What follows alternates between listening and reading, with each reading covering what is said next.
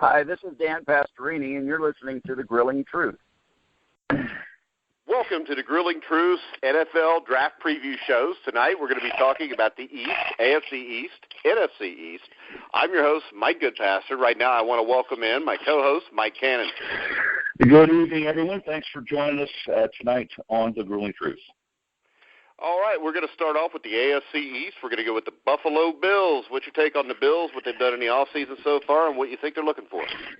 Well, I'll tell you what, Mike, in preparing for this particular segment, the largest activity that I've seen in any division has been in the AFC East, the Bills being the least amount. I think they probably had a very solid free agent period. They have 11 free agent signings, either signing their own or going outside the organization. One of the priorities that they outlined, they achieved, and that's getting Richie Incognito back in the fold. He's back in. They signed Zach Brown. They brought him in and re-signed wide receiver Leonard Hankerson. Now, those really aren't going to blow your doors off, but it does let them in the draft specifically go after specific need. Top of my list is going to be defensive end. Of course, I had 19th overall, as you talked about with some other teams that need defensive ends. We're in a pretty good position to get top quality. With Mario Williams just regressing completely, him being gone, I think that's an issue.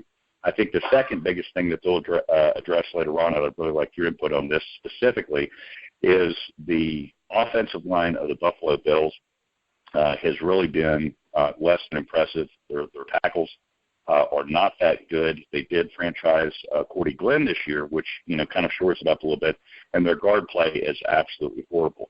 So outside of the first round, which I think we would agree they're probably going to go on defense, how do they address that offensive line in the draft this year, Mike? I don't think they're going to do it in the first round. I think they're going to have to address defensively. I think linebacker, they were really weak last year. I mean, I don't think the linebackers played up to what they thought. You talk about Mario Williams being gone. I look for them. If Reggie Ragland's still there from Alabama, inside linebacker, I think they would go there.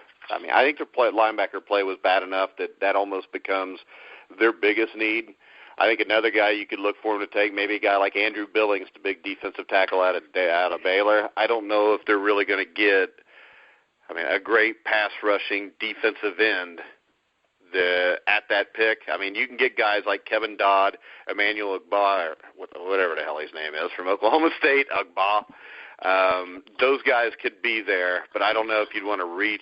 I mean, I would always lean towards taking the best player available, especially when that best player may be a specific need for you.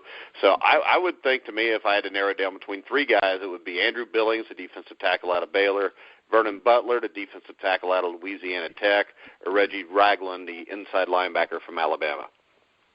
Well, in addition to that, I'd like to get your thoughts. I think what we've seen thus far with your particular board and our discussions and other boards that we've seen, there is a potential that some of the wide receivers that were a little bit higher in the draft could be moving down. Do you see them trying to shore up the wide receiver position? Because Sammy Watkins is great when his head's in the game and his body sealed up, but there's really not a lot out there for Tyrod Taylor to work with. Could you see him taking a flyer on a first-round wide receiver? I would say with a normal head coach, yes. With Rex Ryan, he's more of a defensive guy and kind of ignores the offense from time to time.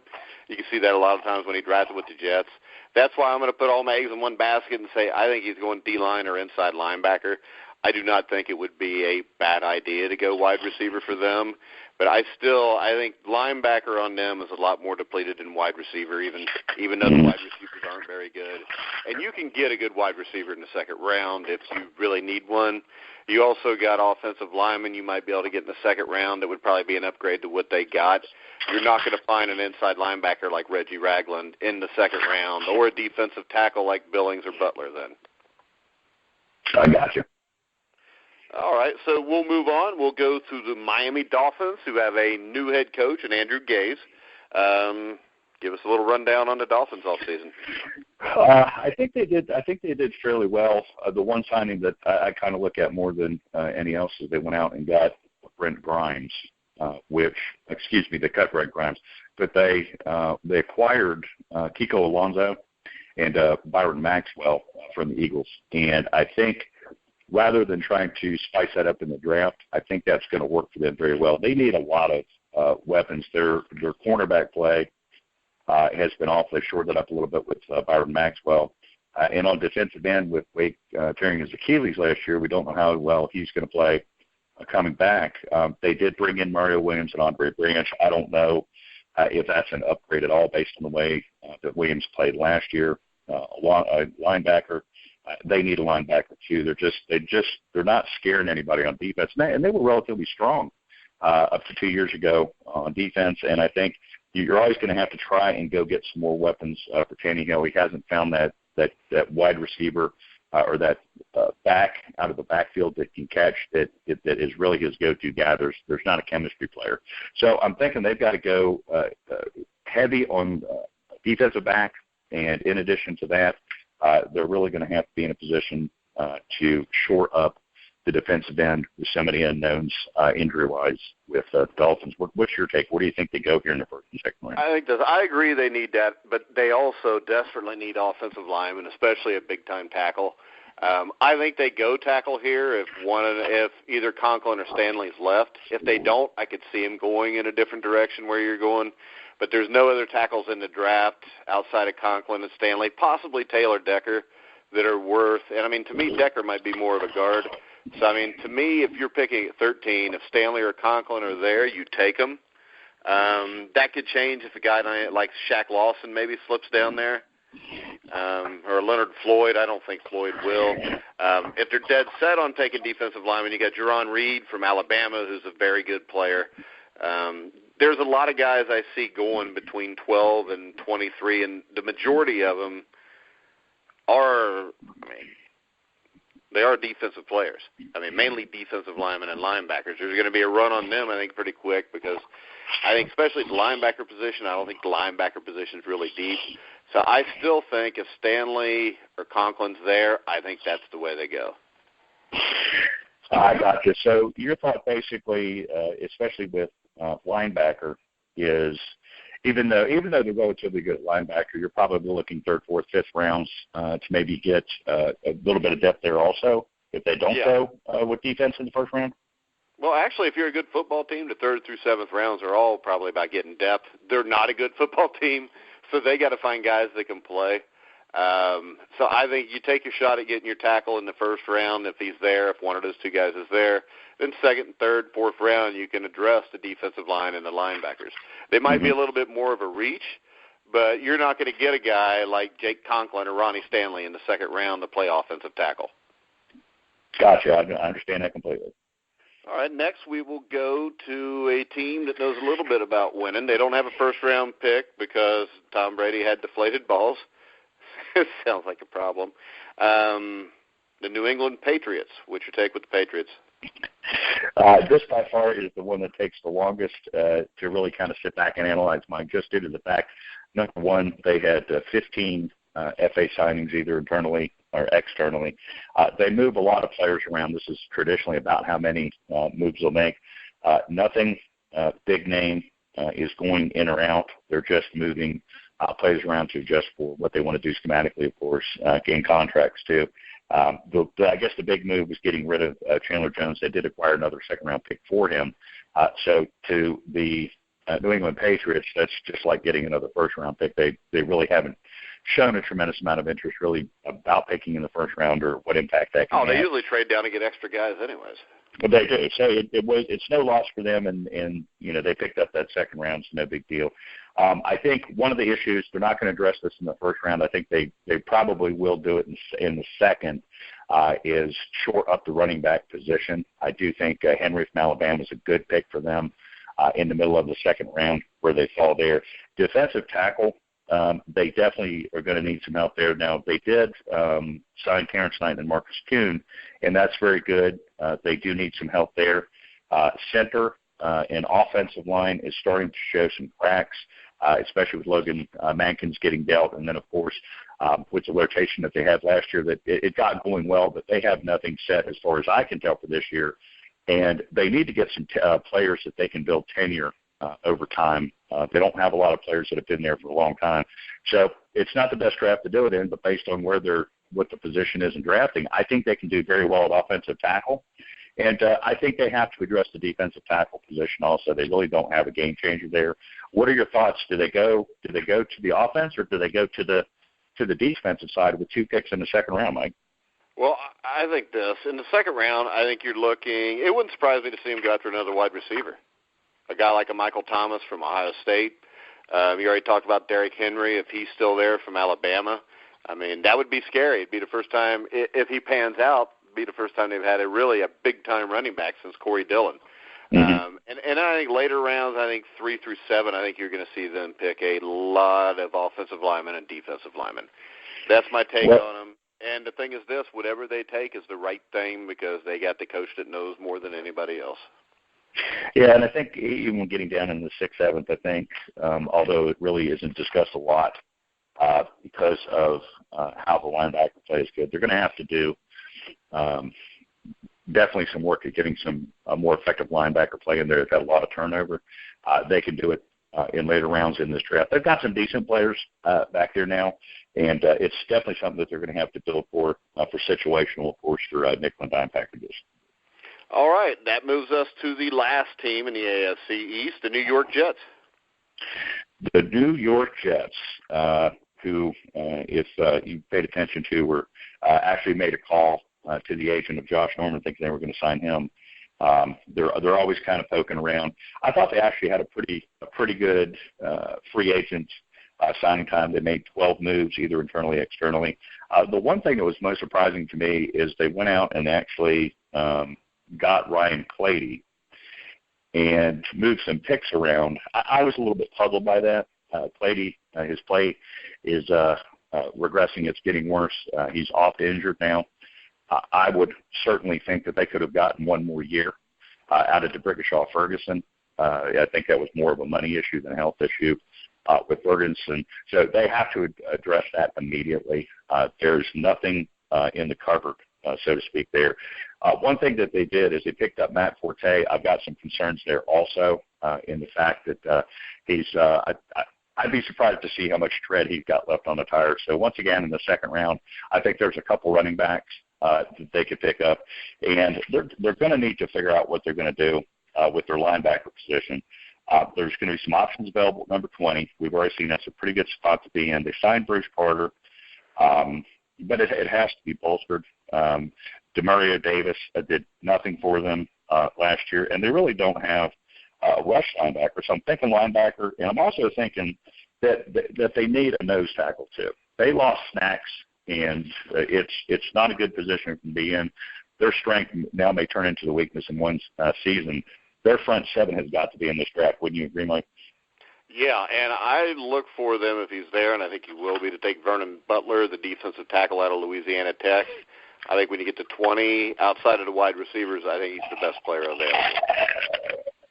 You could have a guy like Andrew Billings slip also. So I think they're going to have a choice there. You got Jerron Reed, who could be down at that area. You got Emmanuel Ogba, who sounds like he came out of a Flintstones episode.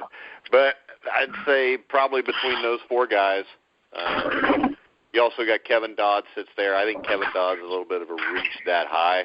I think Kevin Dodd's more of a lower first round to late second round. So I agree with you on that one. Yeah, why do you think there's such a draft range with Billings? No one seems to be able to kind of pick him for a specific area. He's as high as 5th, as low as 29th. Why is he moving around so much, in your opinion? I think usually, if you look, most defensive linemen are like that. I mean, defensive line is the position that has probably had the most bust over the last 30 years in the NFL. I mean, It's a position where you can line up a defensive tackle for Baylor and maybe only once or twice a year play a guy that's NFL quality offensive lineman. So you really don't know what you've got because, let's face it, the majority of offensive linemen in college are not playing offensive line in the NFL. Even on the teams, you might have two guys. So I think it's really hard. I think defensive tackle is the hardest position to gauge with what somebody can do in the NFL. Gotcha. All right, we will transition to the NFC East and the Dallas Cowboys. What's your take on the Cowboys? You think there's any chance they try to trade up? I don't think either one of those two teams is going to trade with him. Well, I'll tell you what, they can think that they want to do anything, but they can move up all they want. I don't think it's going to benefit their team. I think the number one need that they have is it's going to be 1A and 1B. Number one is cornerback. Number two is wide receiver. They've got a stud Des Bryant. They've got nothing else around Tony Romo to throw to on a consistent basis. Witten is getting older, although he still plays at a high level. Darren McFadden played well at running back, but he's Darren McFadden. He's going to get hurt at some point in time. Of course, they brought in Alfred Morris. They need on the outside, they've got to get some help at cornerback, and they've also got to get something for Tony Romo to throw to. And, yes, I agree. They've got at some point in time, they've got to address the quarterback position. I just don't think this is going to be the draft for them to do it, because the question I would have to ask is, what are you trading up for? Two really unknown talents. If the other two teams have traded to 1 and 2 to get quarterbacks, you're not going to be able to give them enough anyways. And if you do, you're just going to be screwing yourself. I mean, everybody says they're taking Joey Bosa. Once again, Joey Bosa. All right, y'all can remember this, and we can come back to it in a few years on a draft show. Joey Bosa is the most overrated player in this draft. I mean, Joey Bosa, his sophomore year was an absolute stud. His junior year was really good. His senior year, he was good. That was it. This is also a guy that had to miss the first game of the year because he refused to take a drug test. What's that tell you? So, to me, you've got Jalen Ramsey. They could flip to him. I think San Diego grabs him, though. And interesting, if you need a linebacker, Miles Jack might be the best player in this draft. For Buckner at defensive line. Now, I think right now I'm leaning that they're going to screw up and take Joey Bosa because they're the Cowboys and that's what they do. It also was, Ezekiel Elliott's sitting there, and it's hard to guess with somebody who's been basically an imbecile ever since Jimmy Johnson left. It's hard to guess what that guy's going to do. So, your guess is as good as mine with that one. If I'm in, I take Miles Jack, but I'm guessing they take Joey Bosa. If Jalen Ramsey slips to 4, maybe they take him, but that's my take on the Cowboys. I don't really have one because they're about like following a Cincinnati Bengals draft in the 90s or early 2000s. Well, in regards to the Cowboys, I think it'll be interesting to see how they address their defensive end position. With the Greg Hardy debacle over, they really just didn't address it at all in the draft last year, so they're one year behind the gun. They have to take a look at it again this year, and I think you're absolutely right. I think the Dallas Cowboys draft board is a dartboard, and they just figure out, I like the way this kid profile picture looks, and they pick him, or they see 2 or 3 highlight films from the Sugar Bowl or something like that, and they pick him. So they could do a lot in this draft, but I agree with you 100%. They're going to probably have the worst draft because they have so many needs, but they've made no effort to let anybody think they were going to pick anybody but Bosa. Yeah, but a lot of times, now I don't know if Dallas is one, but a lot of times teams will do that just so you don't know what they're taking. I'll tell you this: if Miles Jack's there and they don't take him, they're crazy. Actually, the same thing for San Diego. I'd take Miles Jacks too. I don't care who I've got there. I know they got Manti Te'o, who actually has played well. Doesn't hurt. He's solid. Yeah. Next, we go to the Philadelphia Eagles, who sold the farm and moved up in the draft. We'll just do it this way. Do you think that there is any way they don't pick a quarterback? It's an assumption that I think everybody makes that they are. But then again, if you look at what the Browns did, and with teams moving around like that, you thought those teams were going to pick quarterback. So they could be looking elsewhere. I think the dynamic with the Eagles is they have got a big mess that they're cleaning up from the previous coach, from the Chip Kelly era. One of the biggest mistakes he made was cutting Evan Mathis. They've got to get a guard. I do think they're picking a quarterback. And, yes, they gave away the farm. So, and when they made this move, I thought, man, that came out of anywhere. But in preparing and doing the analytics, they made 14 free agent either signings inside or outside the division. They re-signed a lot of their own players. They went out and got Ruben Randall and Chris Gibbons. They're not going to show up on the All-Pro highlight reel, but they're solid players. They signed safety Roddy McLeod. They got rid of DeMarco Murray. They swapped their fourth-round picks, and they let Byron Maxwell and Kiko Alonso go, and they moved up there. So they've made some moves, and I think they've shored up the team a little bit. They're hurting at cornerback, even though they did get Leotis McKelvin and Ron Brooks. I just don't think that they're very good. I think Vernon Hargraves might be available number 13 overall, if that's still available to him. And they've just got a lot of rebuilding to do. And obviously, like you said, they sold the farm. I don't know what they're going to pick this year because they took the next 4 years of their team and put it on an unproven commodity at quarterback if they go that route. Yeah. All right. We will move on now to the New York Football Giants. What's your take on the Giants and what their off season was like? Well, the off season was pretty efficient. They were probably potentially one of the better teams in the NFL up until the fourth quarter. I think there were 5 or 6 games where they had to lead in the fourth quarter, and they blew the lead. So they went out and got some defensive player that I'm definitely going to think that they re-signed Janoris Jenkins and Pierre Paul. But I think where they really have to look now is they've got to go with offensive tackle, and they are really hurting for linebackers and defensive ends. They have really not done anything. Of course, keeping Pierre Paul, he's a pretty good player. They signed Olivier Vernon, and, of course, they also need to take a look at safety because they played Brendan Merriweather back there, and he was horrible. So they have a lot of issues on the defensive side of the ball. Of course, you always want to have some additional targets. I think they also potentially need to look at running back. Do you think this is a lopsided defensive draft for the Giants, Mike? Yeah, they badly need depth on defense. They need starters. I think they go with Vernon Hargraves.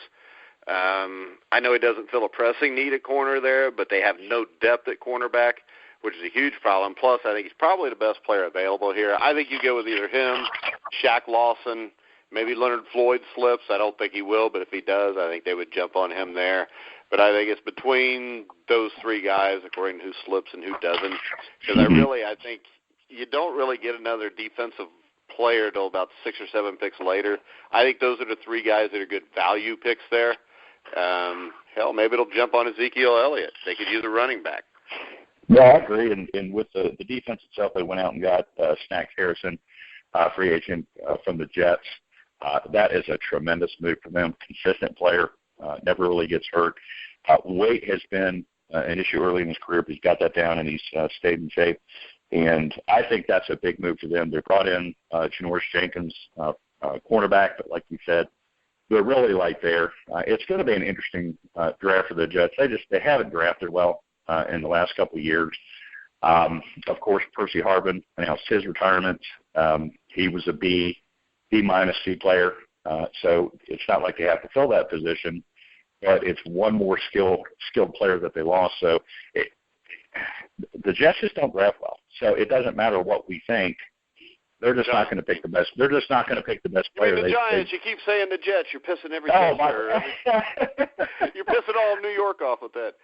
It's just, I'm sorry about that, but it's the Giants. They just haven't drafted well. So we'll see how it goes. There's been a lot of changes up there, and it should be interesting for them. All right, now we'll go to another owner who has no clue what he's doing at number 21, the Washington Redskins. And he just proved that. Just because you have a deep wallet doesn't mean you're all that intelligent. This team went to the playoffs, and you say, hey, look at this 9-17 from last year. They were just the best team in the worst division in football. Yeah. So having said that, they, of course, went out and wrote a huge check for an average zone cornerback, in my opinion. So they think they've got that taken care of. I think they're still going to have to get some help in cornerback because Josh Norman cannot play man cornerback. They've got to get some inside linebackers. They used 4 of them last year, and all 4 of them were absolutely horrible. Riley, Robinson, Compton, and Foster all split time equally, and I don't think any of those names will jump out to even fans of the NFC East.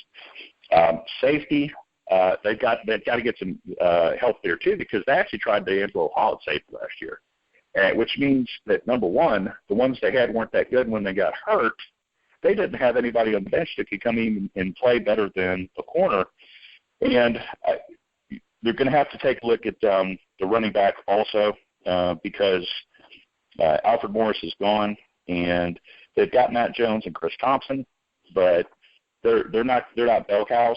So there might be some definite value for them in the second and third with some running backs there. What are your thoughts on the Skins?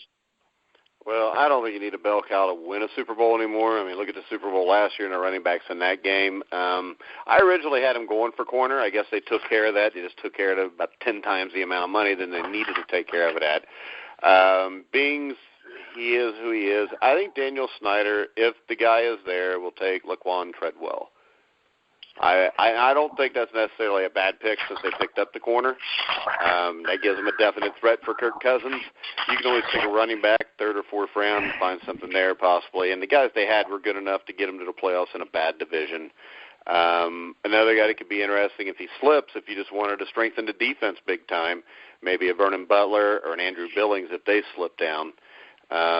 But overall, I'm thinking now, and like 2 weeks ago, the first mock draft I did for thegrilling-truth.net, I had them taking Treadwell. And then when I looked at their roster more, I'm thinking they really need a corner. So last week, the draft, I had them taking William Jackson, the corner out of Houston. That's no longer needed. So I'm going to go back, and I'm going to say that they're going to go with Treadwell. I'm a little surprised by that one, even though you had him a couple of weeks ago. I like it. They don't.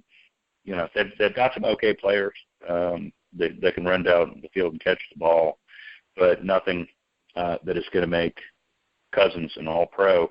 I still think that they've got to look at number one, depending who's there. They still – I'm not – if you take a look at Breland, he played well at corner last year, but you've got to have 3 good corners in the NFL to play, and they don't have that third one. And I think – even going into the second round, they've got to go to safety. Quite frankly, I could see Washington rolling the dice, trading up to number 3 to get the safety. You mean the corner? Safety. Jalen Ramsey? Yeah, Jalen Ramsey. He's a corner. Corner? You think so? He can play safety, though.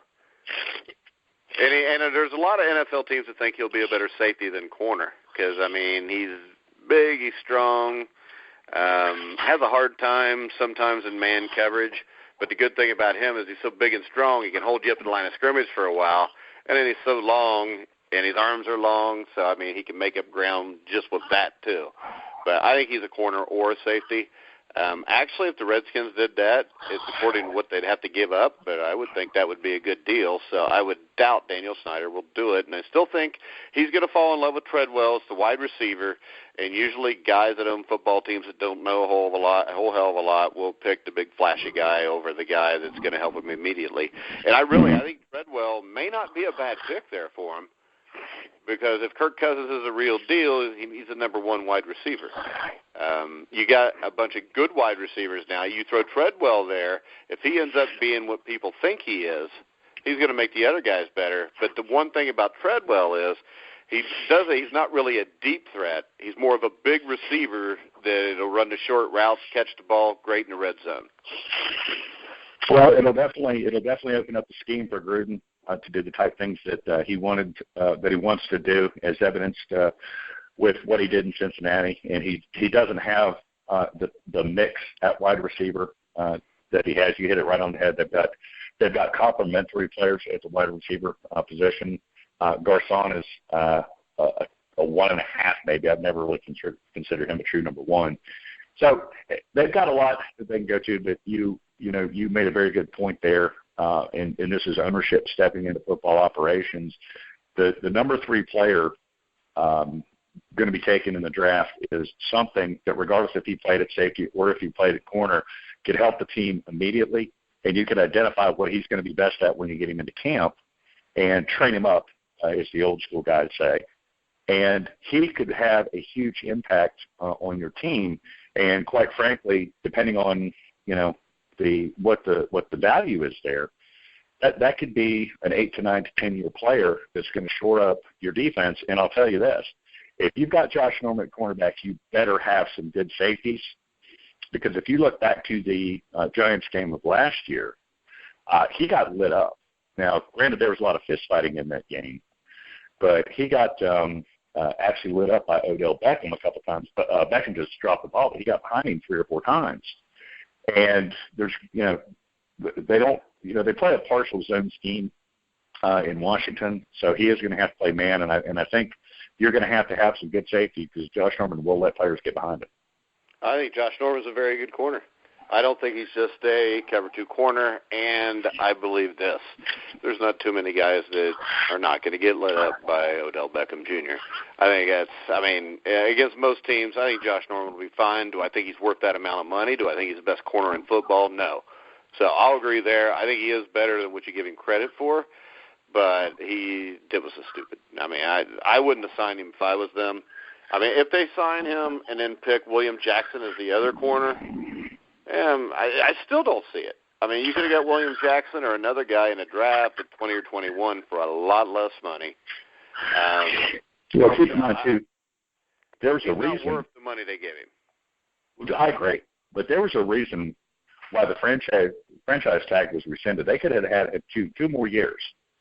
And there was a particular reason that Dave Gettleman down in Carolina decided that he just didn't want to deal with this anymore and wanted to move on from it. So there's always, got kind of look behind the curtain, so to speak.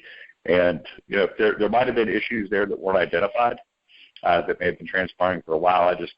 I don't think that Josh Norman is everything that people make him out to be from a quarterback. I'll disagree. I don't think he's a good quarterback. I think he's average. And I think he was the benefit of the best front 7 defensive in the NFL last year. I really do.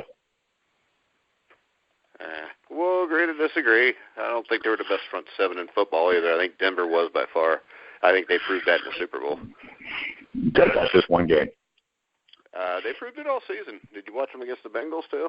And the other thing is this: Denver played in a lot tougher division and a lot tougher league. Well, that's true. And, you're looking at everybody there was a stud. I'll still take Denver's front 7 over theirs. That's each his own. I'll take my team's front 7. Well, you can have him because Vontaze Burfict won't be able to play till week 5 anyways. So. But he didn't play till when did he start playing last year? We did just fine without him. Around there. We were just fine without him. We were 8-0. Yeah, and then we got him and we lost. So maybe he was the problem. You know better than that. But, all right, well, we're going to wrap this up. Tomorrow night we'll have the Western Division of each conference. Make sure you check us out on thegruelingtruth.net. You check out all the podcasts we've got up. We had Fred Dreyer on the show today, former Los Angeles Ram, All-Pro, defensive lineman.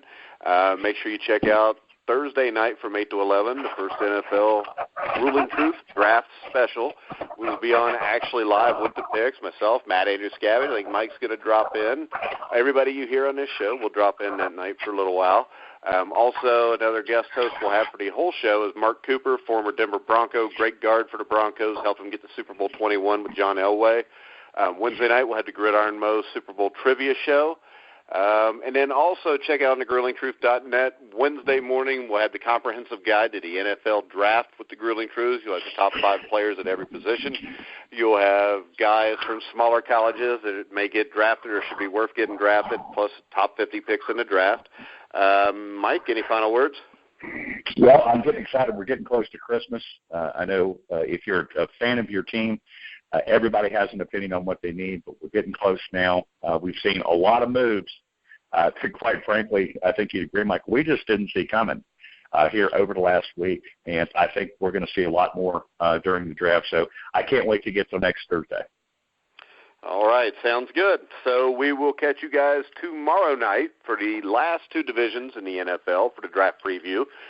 Make sure you check out Gridiron Mo, our main sponsor, www.gridironmo.com.